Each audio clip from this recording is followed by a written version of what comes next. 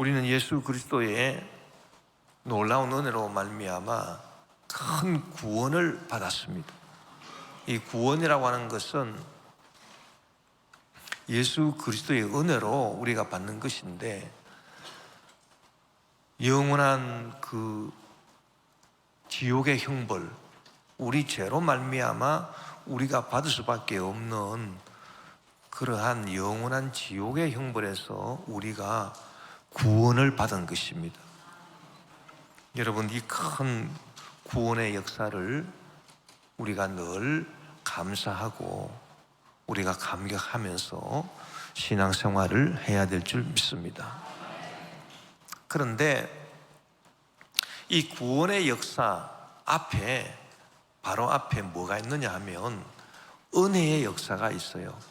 왜냐하면 우리가 은혜로 구원을 받는 거지 인간의 노력으로, 인간의 의로움으로 우리가 구원을 받는 게 아니지 않습니까? 그래서 우리가 이 구원의 중요성을 아는 것 이상으로 은혜가 참 중요하다, 은혜로 말미암아 구원을 받았기 때문에 은혜가 참 중요하다, 그 은혜에 더욱더 우리가 감격하고 감사해야 할 것입니다.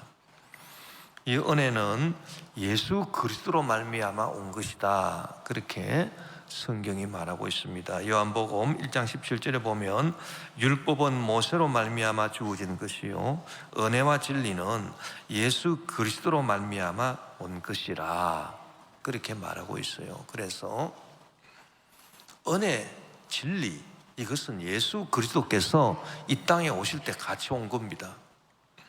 예수님이 이 땅에 오시기 전에는 은혜와 진리가 오지를 않았습니다. 무엇이 있었느냐? 율법. 그래서 율법을 지키는 행위로 말미암아, 그 율법을 지키는 의로움으로 말미암아, 그 노력으로 말미암아 너희들이 구원을 받는다. 그런데 이제 그 율법을 지키는 인간의 노력, 인간의 의로 구원받을 사람이 한 사람도 없어요. 그래서 예수님이 오신 거죠. 예수님이 오시면서 무엇으로 구원을 받느냐? 은혜, 진리로, 은혜로 구원을 받게 되었다, 그 말인 것입니다. 여러분, 은혜가 무엇입니까? 인간의 노력, 인간의 의, 이거하고 반대되는 말이 은혜잖아요. 예를 들어서 우리가 구원받는 거를 저 태평양을 건너서, 우리 대한민국에서 태평양을 건너가지고 저 미국에 건너가는 그것이 구원을 받는 거다, 그렇게 우리가 비유로 말할 때, 그러면 어떻게 가야 되느냐? 인간의 노력으로 저 태평양을 헤엄쳐서 갈 수가 있느냐? 여러분, 그게 인간의 노력으로 구원받는 거예요. 율법을 지키는 행위로, 인간의 의로 구원받는 거는 인간 스스로가 헤엄을 쳐서 태평양을 건너서 미국에 가는 그것과도 같은 겁니다. 여러분, 아무리 헤엄을 잘 친다 하더라도, 아무리 내가 의롭게 되기 위해서 노력을 한다 하더라도, 여러분, 태평양을 건널 수 있습니까? 헤엄을 쳐서? 불가능합니다. 뭐 한 10km 정도까지는 갈 수 있겠지만은 그 후에는 다 빠져서 죽게 될 거예요. 그럼 은혜로 구원받는다라고 하는 건 뭐냐? 내가 헤엄쳐서 가는 게 아닙니다. 큰 여객선이 오는 거죠. 그 여객선을 타고 우리가 가는 겁니다. 여러분, 이 여객선이 바로 예수님의 은혜예요. 은혜. 우리가 예수님의 은혜로 구원받는 것을 믿으면 우리가 구원을 받게 되는 거예요. 참 이 은혜가 정말 참 놀랍습니다. 그래서 우리가 구원을 우리가 감격해하고 감사하는 것 이상으로 은혜를 우리가 감격해하고 감사할 줄 알아야 되는 겁니다. 자, 또 이와 같은 메커니즘의 논리로 인간이 파멸당하고 멸망당하고 지옥의 영원한 형벌로 죄로 말미암아 떨어지는 그 이전에 뭐가 있느냐?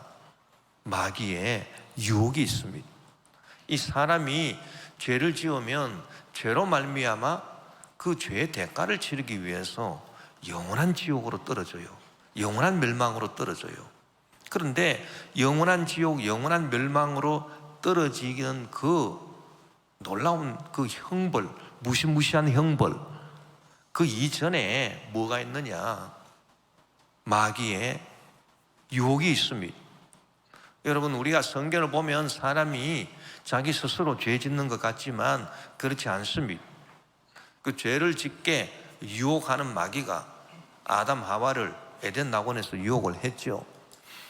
그래서 아담 하와를 유혹해서 선악과를 따서 먹어라, 그렇게 해서 그 유혹에 넘어가서 이 아담 하와가, 우리 인류의 조상 아담 하와가 죄를 지었습니다. 선악과를 따서 먹었습니다. 그 결과로 에덴 낙원에서 쫓겨나서 여러분 가시 엉겅퀴 나는 그런 삶을 살다가 죽었죠. 멸망입니다. 그래서 죄로 인한 멸망과 파멸, 영원한 지옥, 그 이전에 뭐가 있느냐? 마귀의 유혹이 있어요. 구원, 예수님의 놀라운 이 구원 이전에 예수님의 은혜가 있었듯이 이 영원한 지옥, 영원한 멸망, 그 이전에 뭐가 있느냐? 근원적으로 보면 마귀의 유혹이 있다, 그 말입니다. 그래서 여러분, 구원 이전의 은혜가 참 중요하듯이 영원한 멸망 이전에 마귀의 유혹이 참 무섭다라고 하는 걸 알고 그 마귀의 유혹부터 우리는 쫓아내야 되는 것입니다. 예수님께서 우리에게 권면하신 게 그겁니다. 너희들이 마귀의 유혹을 받으면 그러면 죄를 짓게 되고 그러면 영원한 멸망으로 떨어지니까 그 유혹을 물리쳐라, 그렇게 예수님께서 우리에게 권면을 해주신 거예요. 마태복음 6장 13절에 보면 우리를 유혹에 빠지지 않게 하시고 악에서 구하소서, 나라와 권세와 영광이 영원토록 아버지의 것입니다. 아멘. 예수님께서 가르쳐주신 기도예요. 그래서 우리를 유혹에 빠지지 않게 하시고 마귀의 유혹에 빠지지 않게 하시고 그 다음에 악에서 구하소서. 유혹에 빠지면 악에 떨어지고 마는 거예요. 영원한 멸망이 악이에요. 그래서 우리를 유혹에 빠지지 않게 하시고 악에서 구하소서, 그렇게 기도하라고 우리에게 가르쳐 주신 것입니다. 또 예수님께서 겟세마네 동산에서 제 아들과 함께 기도하실 때도 제 아들에게, 베드로와 야고보와 요한에게 뭐라고 말씀했습니까? 마태복음 26장 41절에 보면 유혹에 빠지지 않도록 깨어 기도하여라, 마음은 간절하나 몸이 말을 듣지 않는구나 하시며 한탄하셨다. 그래서 마귀의 유혹에 빠지지 말아라, 깨어서 기도해라, 그렇게 권면을 해 주셨어요. 우리 조상 아담과 하와는 마귀의 유혹에 빠져서 선악과를 따서 먹고 에덴 낙원에서 쫓겨나고 사망에 이르게 된 겁니다. 이 유혹하는 주체가 누구냐? 마귀예요. 그것을 오늘 본문이 분명하게 우리에게 가르쳐주고 있습니다. 오늘 본문 요한계시록 12장 9절에 보면 큰 용이 내쫓기니 옛 뱀 곧 마귀라고도 하고 사탄이라고도 하며 온 천하를 꿰는 자라. 그가 땅으로 내쫓기니 그의 사자들도 그와 함께 내쫓기니라. 여기 보면 옛 뱀 곧 마귀라고도 하고 사탄이라고도 하는데 온 천하를 꿰는 자라 그랬습니다. 이 꿰는다라고 하는 말이 무슨 말입니까? 이 유혹이죠. 꿰는 자라, 온 천하를 꿰는 자, 이 마귀를 말합니다. 그래서 유혹의 주체는 마귀인 것이 분명합니다. 여러분, 우리가 신앙생활을 잘 하려면 이 마귀의 유혹을 물리쳐야 되겠죠. 죄를 안 지으려고 하는 것, 그 이전에 마귀의 유혹을 물리쳐야 합니다. 그것이 참 중요합니다. 마귀의 유혹이 뭔가? 이 마귀의 유혹의 정체가 무엇이냐? 그 마귀의 유혹의 정체를 우리가 알아봐야 되는데, 마귀의 유혹의 정체는 한마디로 말하면 헛된 욕망이에요. 이게 마귀의 유혹이에요. 헛된 욕망? 여러분, 이 헛된 욕망이라고 하는 말의 의미를 우리가 알기 위해서는 생리적인 욕구, 어떤 필요한 것을 얻고자 하는 욕구, 이 욕구라고 하는 말하고 구분을 할 줄 알아야 합니다. 이 욕구라고 하는 것은 이 생리적인 욕구처럼 구체적이고 필요한 것을 원하는 것, 이게 욕구예요. 욕망은 뭐냐? 욕구가 아닙니다. 욕망은 필요하지도 않는데 그냥 채우려고 하는 거. 그래서 헛된 욕망이라 그렇게 말을 합니다. 욕구는 구체적이고 필요한 것이고 채우면 만족이 되는 거예요. 그러니까 욕망은 그게 아니에요. 구체적이지도 않고 막연하고 또 아무리 채워도 만족을 모르는 겁니다. 뭐 예를 들면 이런 거요. 내가 지금 목이 마르다 그러면 뭐를 찾습니까? 물을 찾겠죠. 물을 욕망하는 게 아닙니다. 욕구하는 것입니다. 물을 마시면 만족하잖아요. 아, 시원해. 아, 참 좋아. 그게 욕구예요. 내가 배가 고픕니까? 그러면 밥을 찾지요. 아, 음식을 찾죠. 밥과 음식을 취하면 그럼 배가 부르죠. 만족하죠. 이건 욕구예요. 구체적으로 필요한 것이 있어요. 그리고 채우면 만족하는 거예요. 그 욕망은 뭐예요? 헛된 욕망은 뭐예요? 욕구하고 달라요. 이것은 뭐 막연한데 자꾸 찾는 거예요. 자꾸 찾는 거. 예를 들어서 쾌락을 자꾸 찾는 거. 어떤 사람이 권력이 있는데 자기에게 주어진 권력을 만족하지 못하고 자꾸 찾는 거예요. 더 큰 권력을 찾는 거예요. 저 러시아의 푸틴 같은 사람이에요.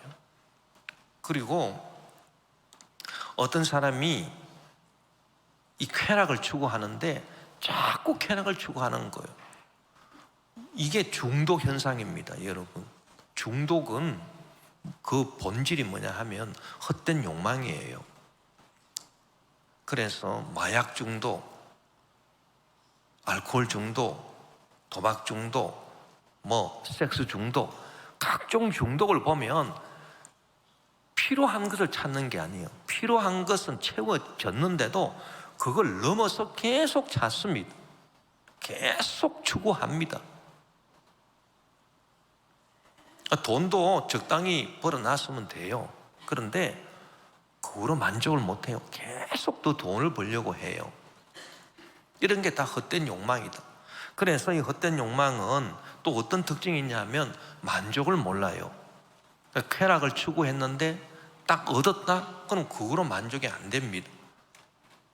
계속 추구합니다. 만족을 모르니까. 여러분, 알코올에 지배를 받는 사람, 술을 마셔도 만족을 못해요. 계속 마십니다. 쾌락에 중독이 된 사람, 계속 그 쾌락을 추구해도 만족을 모릅니다. 계속 그 쾌락을 추구합니다. 그러니 이 욕망을 헛된 욕망이라 그렇게 말합니다. 왜? 추구해도 만족이 안 되니까 헛된 욕망이다, 그렇게 말하는 겁니다.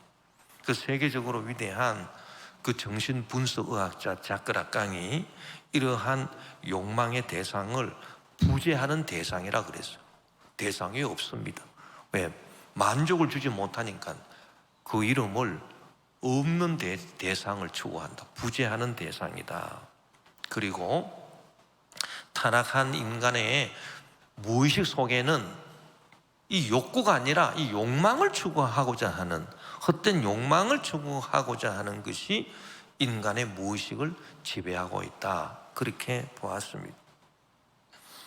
여러분, 이 욕망이라고 하는 것은 이 마귀가 아담 하와를 유혹할 때 가져다 준 겁니다. 아담 하와가 욕구를 느낀 게 아니에요. 에덴 나군에 먹을 것이 부족합니까? 마실 물이 부족합니까? 뭐가 필요합니까? 몸이 아픕니까? 질병이 있습니까? 상함이 있습니까? 해함이 있습니까? 아무것도 없습니다. 부족한 게 없어요. 욕구는 다 채워지는 거. 그러나 마귀는 아담 하와에게 와서 선악과를 따서 먹어라. 그것은 헛된 욕망을 불어넣어 준 겁니다. 그 헛된 욕망에 넘어갔습니다. 그 유혹에 넘어갔습니다. 그래서 선악과를 따서 먹었습니다. 만족을 했습니까? 선악과를 따서 먹었는데 정말 그들이 만족했나요? 만족하지 못했습니다. 오히려 두려움과 수치심이 가득하게 됐고 서로를 원망하는 마음으로 가득 차게 되었어요. 여러분, 이 헛된 욕망은 추구한 결과가 항상 불만이에요. 만족을 모르니까 항상 불만이에요. 남이 볼 때는 참 불만할 이유가 없는데 이 사람은 불만인 거예요. 또 불만하니까 원망이 나와요. 불평이 나와요. 감사를 모르죠. 행복할까요? 행복하지 않아요. 다람쥐 쳇바퀴 돌듯이 이 헛된 욕망의 쳇바퀴 속에서 계속 추구합니다. 너무너무 알고 보면 불쌍한 사람들이에요. 그러다가 어떻게 됩니까? 결국은 인생을 비극으로 끝냅니다.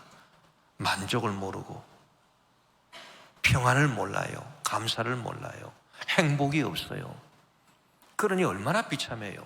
좌우지간 마귀가 쳐놓은 이 유혹의 덫에 넘어가서 이 헛된 욕망을 가진 사람마다 창세로부터 시작해서 지금까지, 아담 하와부터 시작해서 지금까지 한 사람도 인생을 행복하게 보낸 사람은 없습니다. 그 어떤 권력자라 하더라도, 그 어떤 부호라 하더라도 그 헛된 욕망을 추구했던 사람들은 결국은 다 인생이 불행하다고 자기 스스로 느끼고 비참하게 인생의 최후를 맞을 수밖에 없었습니다. 그것이 이 세계 역사가 증명하는 바예요.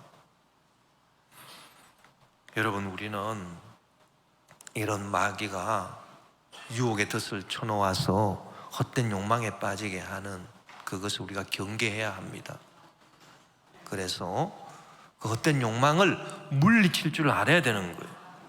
예수님은 우리에게 필요한 것들, 즉 일용할 양식, 이것은 채워주신다 했어요. 그러나 욕망은 절대로 용납하지 않습니다. 헛된 욕망은. 왜냐하면 마귀가 가져다 주는 유혹에 덫이기 때문에 그렇습니다. 또 바울도 육적인 욕망을 따라 사는 사람들을 심판하겠다고 했습니다.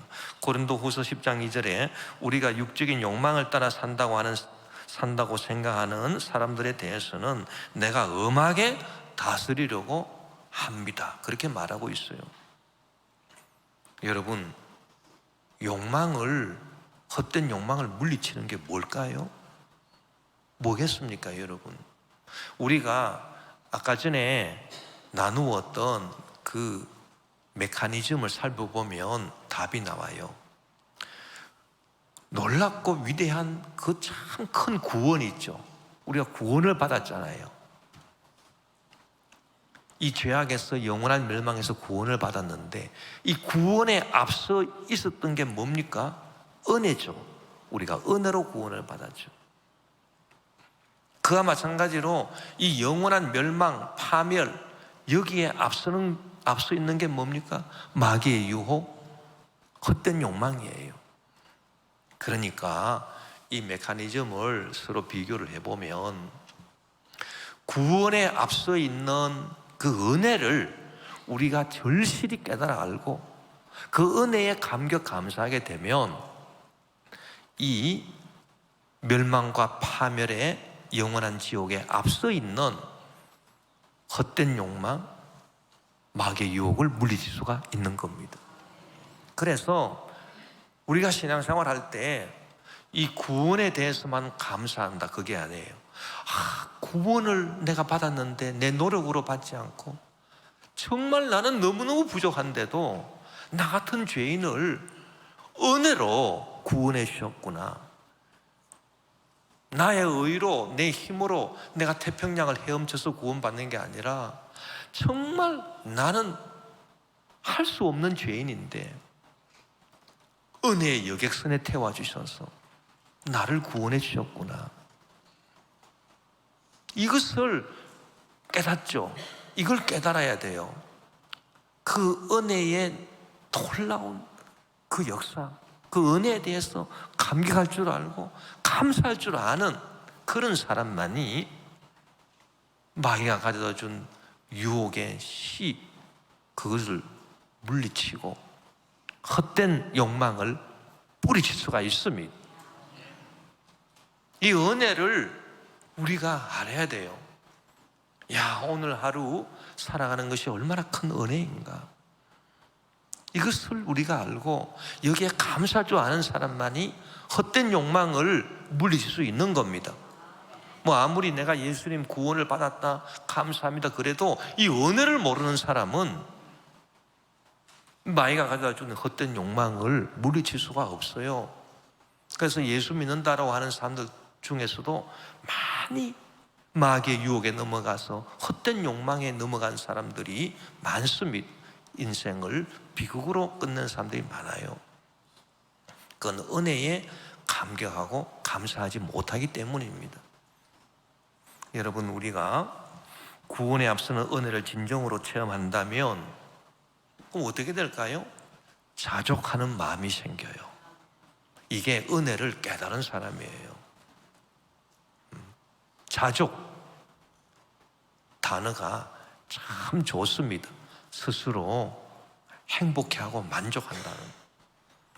그래서 디모데전서 6장 6절에서 10절에 보면 그러나 자족하는 마음이 있으면 경건은 큰 이익이 되느니라. 우리가 세상에 아무것도 가지고 온 것이 없음에 또한 아무것도 가지고 가지 못하리니 우리가 먹을 것과 입을 것이 있은즉 족한 줄로 알 것이니라. 이 자족하지 못하는 사람, 대표적인 사람, 부하려 하는 사람입니다. 부하려 하는 자들은 시험과 올무와 여러 가지 어리석고 해로운 욕심에 떨어지나니 곧 사람으로 파멸과 멸망에 빠지게 하는 것이라. 돈을 사랑함이 일만하게 뿌리가 되나니 이것을 탐내는 자들은 미혹을 받아 믿음에서 떠나 많은 근심으로써 자기를 찔렀도다. 이 자족하는 마음이 없는 사람은 부하려고 합니다. 돈이 없어서 돈을 찾는 게 아니라 돈이 있어도 이 헛된 욕망 때문에 자꾸 찾는 거예요. 그런 사람이 여러분 로또가 아무리 당첨돼도 만족은 못합니다. 왜? 욕망의 헛된 구조에 빠졌기 때문입니다. 돈을 아무리 벌어도 만족을 모릅니다. 파멸입니다, 여러분. 불행입니다. 이 자족하는 마음은 이 주님의 은혜를 깨달아 할 때 나 같은 죄인을 내 노력으로 할 수 없는 나 같은 죄인을 주님께서 은혜로 구원해 주셔서 나 같은 죄인을 주님께서 은혜로 치료해 주셔서 나 같은 사람을 주님께서 은혜로 축복해 주셔서 문제를 해결해 주셔서 너무너무 감격적이죠. 감사하죠. 이 은혜를 체험해야 돼요. 제가 어제 이 설교를 준비하면서 이 은혜를 체험하는 이 자족하는 마음이 뭘까? 한참 고민을 하고 있었는데 어떤 권사님 한 분이 저한테 카톡을 보내셨어요. 지금 이 자리에 앉아 계시는데 내가 누구라고는 말씀을 안 드려도 그래서 이 카톡이 도대체 무슨 내용인가 카톡을 딱 펼쳐보니까 설교할 내용이 쫙 나와 있더라고. 그래서 야, 이거 정말 하나님의 축복이네, 기적이다. 이거 어떻게 이 자족하는 마음을 이렇게 표현을 했을까? 참 신기했어요. 그래서 제가 몇 줄을 그대로 적었습니다. 이런 글이에요. 기적이란 특별한 것이 아니라 아무 일 없이 하루를 보내면 그것이 바로 기적이다. 야, 할렐루야. 이 딱 맞는 말씀이에요. 이 진짜 자족하는 마음, 주님의 은혜를 깨달아 알고 감사하는 사람은 바로 기적이 이런 거구나. 뭐 기적이 뭐 특별한 뭐 일어나야 기적인가? 그게 아니란 말이에요. 이 험악한 세상에서 우리가 살아가면서 아무 일 없이 하루를 보내면 그게 바로 기적이죠. 행운은 뭐냐? 행운이란 특별한 것이 아니라 아픈 데 없이 잘 살고 있다면 그게 바로 행운이죠. 야, 이거 참 자족하는 마음하고 어떻게 그렇게 딱 맞아 떨어지는지. 행운이 별거 아니잖아요. 아픈 데 없이 잘 살고 있으면 그게 바로 행운이. 여러분 믿습니까? 또 행복도 마찬가지예요. 행복도 특별한 것이 아니라 좋아하는 사람들과 떠들고 웃고 지내면 그게 바로 행복이에요. 여러분, 좋아하는 사람과 떠들고 웃고 지내면 그게 행복입니다. 여러분, 뭐 행복이 무슨 뭐 특별한 게 아닙니다. 그리고 또 이런 말이 있어요. 오늘은 내가 부활한 날이요, 선물이다. 오늘은 하늘이 내게 내려주신 최고의 선물이다. 오늘이 부활한 날이래요. 어떻게 오늘이 부활한 날이 되느냐? 자다가 돌아가신 분들을 생각하면 나는 자다가 잠에서 깨어났으니 부활이죠. 야, 진짜 부활이네. 자다가 돌아가신 분들 얼마나 많습니까? 근데 자다가 돌아가신 분들 생각하면 나는 자다가 깨어났으니 부활이잖아요. 야, 그렇구나. 오늘은 내가 부활로 내가 살아가는 거구나. 그러니까 오늘이 인생의 첫날처럼 마지막 날처럼 살아가야 됩니다, 여러분. 그러니까 알랭드 보통이라고 하는 사람이 프루스트를 좋아하세요 라고 하는 그 책에서 이런 글을 적었습니다. 어떤 영국의 편집장 한 사람이 각계 유명 인사들한테 편지를 보내가지고 질문을 했습니다. 만일 내일이 당신 인생의 종말이라면 오늘 무엇을 하시겠습니까? 이렇게 편지를 보낸 거예요. 가상의 질문이지만 한번 대답을 적어서 한번 보내주십시오. 우리가 책으로 한번 엮어보려고 합니다. 그랬더니 어떤 사람은 나는 골프를 너무 좋아하기 때문에 내일 내 인생이 종말이다. 그럼 나 오늘 골프장에 가야지. 또 어떤 분은 나는 너무 먹고 싶은 게 있는데 그거 내가 먹고 내일 종말을 맞이해야지. 뭐 형형색색의 대답이 나오더라는 겁니다. 뭐 신앙이 있는 분들은 내일 종말이야? 야, 그러면 급해. 나 빨리 교회로 기도하러 가야 돼. 뭐 그런 분도 있고요. 그런데 어떤 형태의 대답이든 간에 공통점이 있다라는 거예요. 그게 뭐냐 하니까 내일이 인생의 종말이다 그랬더니 오늘 하루가 얼마나 풍성해지는지 모른다는 거예요. 갑자기 오늘 하루가 그냥 시간들이 그렇게 그냥 한 시간 한 시간이 살아서 움직이는 풍부한 시간이 되더라는 겁니다. 그래서 인생을 풍부하게 사는 법, 내일이 인생의 종말인 것처럼 생각하고 사십시오. 그러면 오늘 하루를 풍성하게 누릴 수가 있습니다. 그게 인생을 풍부하게 사는 법이에요, 여러분. 참 이 자족하는 마음을 갖고 이렇게 인생을 풍부하게 살 수 있다면 이것이 얼마나 큰 축복이겠습니까? 여러분, 이처럼 자족하는 마음이 없고 탐심과 욕심이 가득하고 얻지 못한 것에 대한 원망 불평이 가득하다면 우리는 이미 마귀의 소나기에 잡혀버리고 마른 것입니다. 이제 우리는 예수님의 은혜를 절실히 느끼고 체험함으로써 자족하는 마음을 가져야 되고요, 또 한 걸음 더 나아가서 성령의 능력으로 우리에게 유혹을 가져다주고 헛된 욕망을 심어주는 악한 마귀를 성령의 능력으로 주 예수 이름으로 내쫓아야 되는 것입니다. 오늘 성경 말씀 본문에 보면 이 유혹의 주체인 마귀가 하늘에서 쫓겨나서 이제 어디로 내려왔느냐? 땅과 바다로 내려왔다 그랬습니다. 여러분, 참 중요한 말씀이에요. 오늘 본문 요한계시록 12장 12절에 보면 그러므로 하늘과 그 가운데 거하는 자들은 즐거워하라.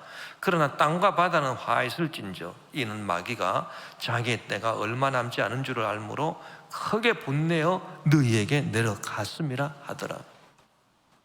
모든 죄와 사망과 질병과 저주와 그 근본 원인이 되는 마귀, 이 마귀가 하늘에서 있을 곳을 찾지 못했습니다. 왜? 하나님의 군대 천사장 미카엘 그리고 그의 군사들이 이 마귀와 싸운 겁니다. 마귀 군사들과 싸운 거예요. 여러분, 우리가 이 성경을 읽을 때 성경을 영적으로 읽어야죠. 우리 눈으로 보고 귀로 듣고 우리 마음으로 생각으로 판단하는 이 세상, 이거는 우리가 정확하게 판단할 수 없는 것입니다. 영적으로 이 세상을 판단해야 돼요. 그게 정확한 판단입니다. 영적으로 판단할 때 사도 요한이 밤모섬에서 그 영적으로 환상을 보면서 이 세상을 판단했습니다. 지금 이 세상 땅과 바다가 어떤 상황에 있느냐? 이 하늘에서 이 사탄이 하나님의 군대 천사장 미카엘과 그의 군사들에 의해서 내어 쫓겨가지고 있을 곳을 찾지 못해서 땅과 바다로 내려왔다는 거예요. 그런데 어떤 상태로 내려왔느냐? 하나님의 천사장 미카엘과 그의 군사들과 싸워서 이 마귀와 그의 소하들이 이기지를 못했습니다. 그래서 하늘에서 밀려난 거예요. 밀려났으니까 너무너무 분한 거예요. 그 분풀이를 어디서 이 악한 마귀가 하려고 하냐 하니까 이 땅과 바다에서 분풀이를 하겠다는 겁니다. 크게 분을 내어 내려왔어요.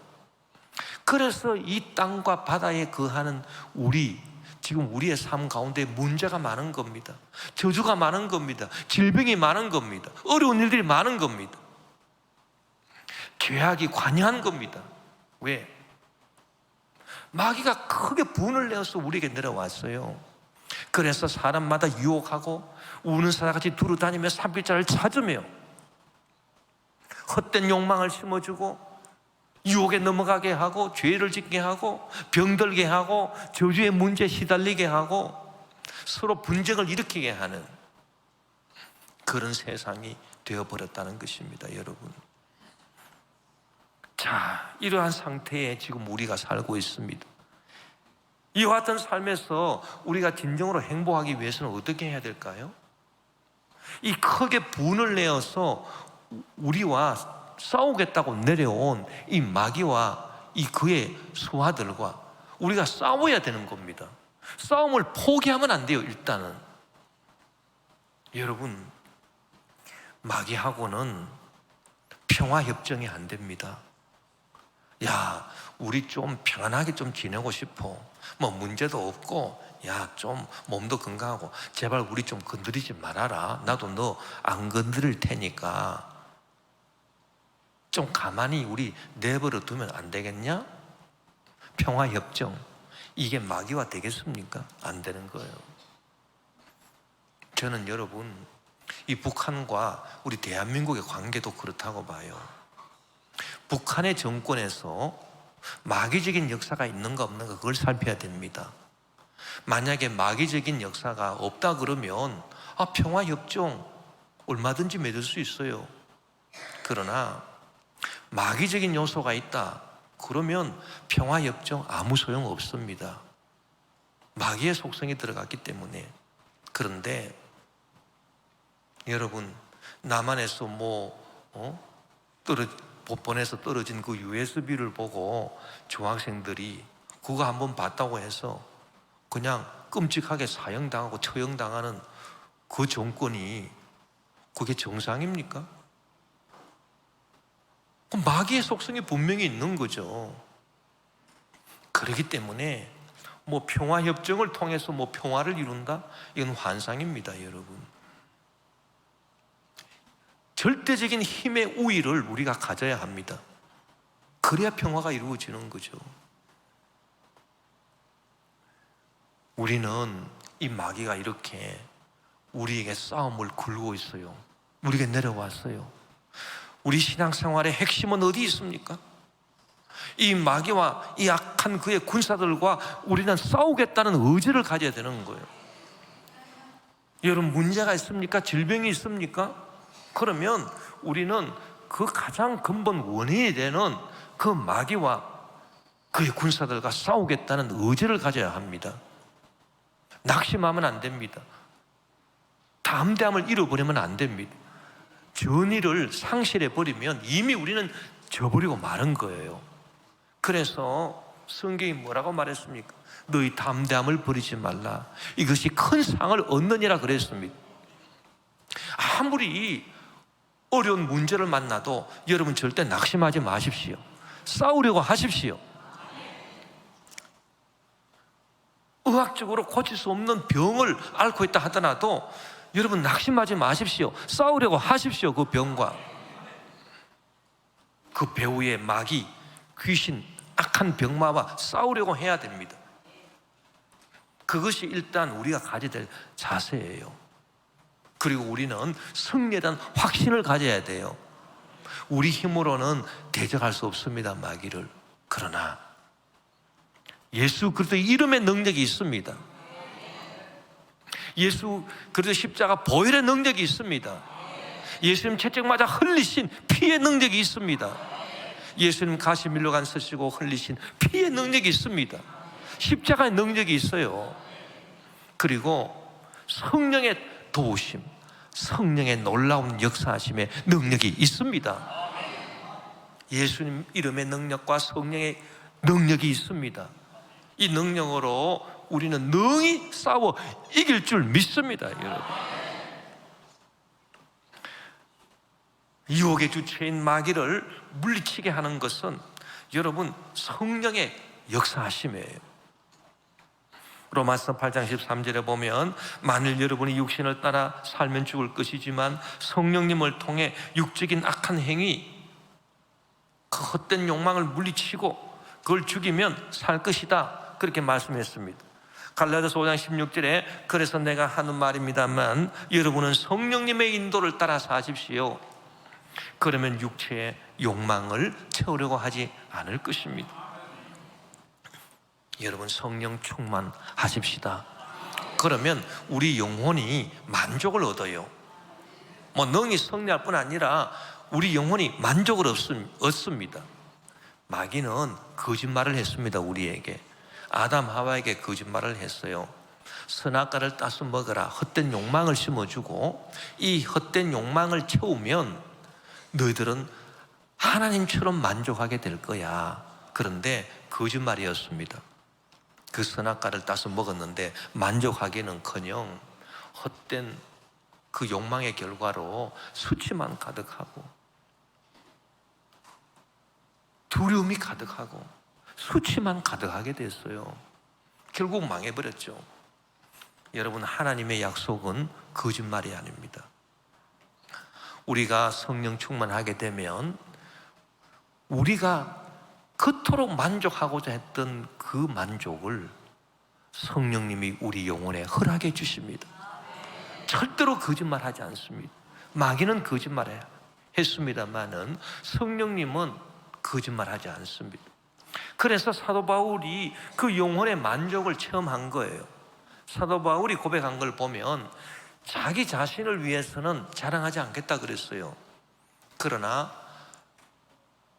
자기가 성령 충만하여 삼청천에 올라가서 정말 하늘의 신비한 현상을 자기 영혼이 그것을 체험하게 된 그 일을 위해서는 자기가 부득불 자랑할 수밖에 없다 그랬습니다. 왜? 그 영혼이 만족을 했으니까. 고린도후서 12장 1절에서 5절에 보면 무익하나마 내가 부득불 자랑하노니 주의 환상과 계시를 말하리라. 내가 그리스도 안에 있는 한 사람을 아노니 그는 14년 전에 셋째 하늘에 이끌려간 자라. 그가 몸 안에 있었는지 몸 밖에 있었는지 나는 모르거니와 하나님은 아시느니라. 내가 이런 사람을 아노니 그가 몸 안에 있었는지 몸 밖에 있었는지 나는 모르거니와 하나님은 아시느니라. 그가 낙원으로 이끌려가서 말로 표현할 수 없는 말을 들었으니 사람이 가히 이르지 못할 말이로다. 내가 이런 사람을 위하여 자랑하겠으나 나를 위하여는 약한 것들 외에 자랑하지 아니하리라. 창세부터 지금까지 마귀가 가져다 준 헛된 욕망을 채움으로써 만족하고자 했던 사람들, 만족했던 사람 한 사람도 없습니다. 그 어떤 권력가든 그 어떤 부호든 아무도 없습니다. 이것이 역사적 사실입니다. 그러나 그 반대로 정말 성령 충만함으로 그 영혼이 만족해서 정말 기쁨을 누린 사람은 위대한 신앙인들 가운데서 우리가 얼마든지 발견할 수 있습니다. 여러분, 우리가 기독교 교회사를 보면 중세에 수도원 영성이 있죠. 수도원이 뭡니까? 자기 스스로 원해서 들어간 감옥이에요. 그곳에서 노동하면서 주님을 찬양하면서 주님께 기도하면서 평생을 보냅니다. 무슨 기쁨이 있기에 저렇게 자원해서 들어갈까? 바로 사도 바울과 같은 고백이에요. 내가 부득불 자랑하노니 주의 환상과 계시를 말하리라. 그 영혼이 만족을 얻었기 때문입니다.